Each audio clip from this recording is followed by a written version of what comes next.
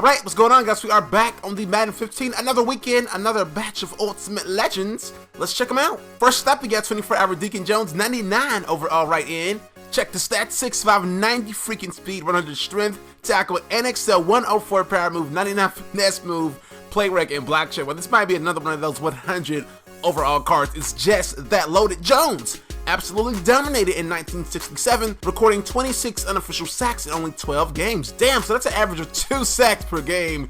Deacon Jones was a real force back in the day. Give me a break. Also, guys, in case you're wondering, 102 hit power for this beastly overall Deacon Jones. 24-hour Deacon Jones is no freaking joke, man. Now, the other Ultimate Legend or Ultimate Team item is an Antonio Gates. Not on the auction block right now, but I assume it's going to be very cheap since Ultimate Legend Mike Ditka is already going for around 100K. Boom, right at 100K. So once again, Ultimate Legend Antonio Gates gonna be a huge, nice target, but might be kind of cheap in a few days. Now also, guys, some of you guys are gonna miss this. I almost missed this myself too, but the Ultimate Combine Warriors, they actually released those beasts, so let's check them out. On defense, got this beast through Super Mario 99 overall left end, and this card looks sick, man. Probably one of the best looking cards this year, in my opinion. This card looks sick. Stats aren't that crazy, in my opinion, though. 89 speed, 100 excel, that's a nice combo. 90 tackle, 101 finesse move, 92 block shed, 95 strength, and 90 play rec.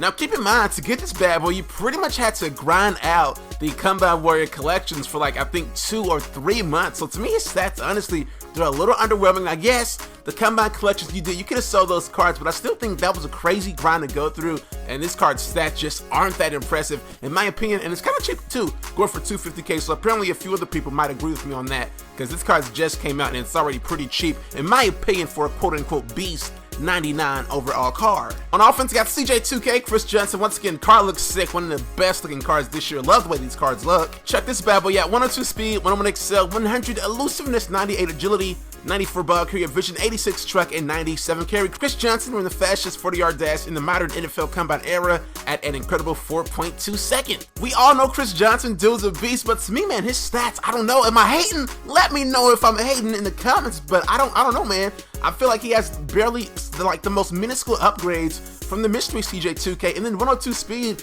I don't believe in that +2 speed stuff. I think it's a lie. Don't tell nobody, but I think that crap's fake. It's just to sell cards. Then when you compare this card to the LaShawn McCoy is better than it, and it's a ton of other just halfbacks with juice crazy 100 speed or whatever, and this card can't even really truck. So I don't know, man. I think this Chris Johnson is a bummer, and the Mario Williams is cool, but I think that one might be a bummer too. Like, for that collection to be such a grind, you really had to, stick to your guns and keep with it. I really thought the Combine Warriors were going to be better, and in my opinion, to me, they're kind of weak, man. Kind of weak. Some weak sauce from EA, just my opinion. I had to say it. Now, guys, today, time to pull some more packs, draft packs still. Now, if you want them, if you haven't pulled the draft bundle, G28, link in the description for your MSN, PSN, MSP, PSP, all that nonsense. Quickly, I'm going to buy a bundle. Not that one, but I'm going to buy a bundle. We're going to get some pro packs, man. A cool 15 pro pack. Gotta at least try our luck at getting the 24-hour Deacon Jones. That'll be sick too, man. Haven't pulled a 24-hour card in a while. We only pulled one 24-hour card this whole year, and that was the Antonio Brown at the very beginning of the year. The first 24-hour outsider of the year. But the 24-hour Ultimate Legend, that'd be dope. 24-hour 99, that'd be super dope, man. So hopefully we can do that too. We will see. Also, we gotta talk the draft, man. We haven't talked about the draft in a minute. I think the Cowboys had a great draft, man. In the second, we got the steal of the draft in the second round with Randy. Yo, his highlights are nasty. I'm not impressed by too many people's highlights. I wasn't impressed by that cornerback we got in the first round highlights. I know he's a great athlete, but to me, from what I saw on YouTube, the game film that I saw on YouTube and the highlights, I wasn't that impressed. But Randy Gregory, his highlights are nasty. Dude's a monster. Now, I know he has some red flags, but man, dude is a top talent in the draft, and I'm glad the Cowboys took a chance on him. I really am, not gonna lie. I'm very satisfied with that pick in the second round. Now, with that being said, usually when you draft a player that has some red flags, you think, okay, he's going to come in, he's going to be mentored by XYZ. The Cowboys don't have nobody to mentor this guy. We don't have that defensive leader to mentor this guy. I mean, on offense, we got Dez Bryant, we got Jason Witten, but Dez is like a few years away removed from being a savage, so I don't know if he would be the best mentor. Some of this guy's savages can rub off on Dez. Then Jason Witten, he's kind of old. I don't know if this guy's going to relate to JW.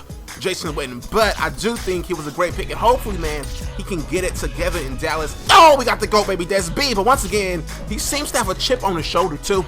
He seems to be mad that he's got passed up, and he can teach each team in the NFL a lesson. I can't believe 31 teams passed up on this guy. I might link his highlights in the description. I've been tweeting them out for the past 12 to 16 hours. His highlights are nice, man. Very nice. The Bucks, that's another thing who I think drafted well.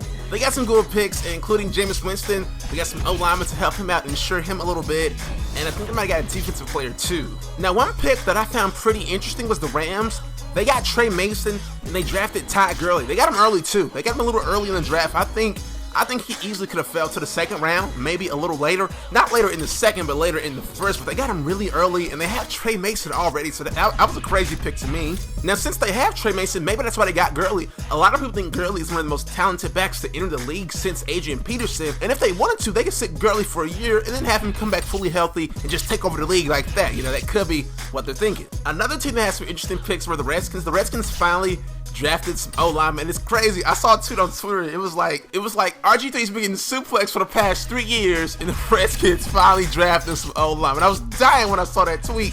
Kind of savage, but kind of true at the same time. Overall, the man, to me, it was a great draft. I've watched as much of it as I can. To me, this is probably the deepest draft that I can remember in recent years. It really wasn't that deep, in my opinion, when it came to O-linemen.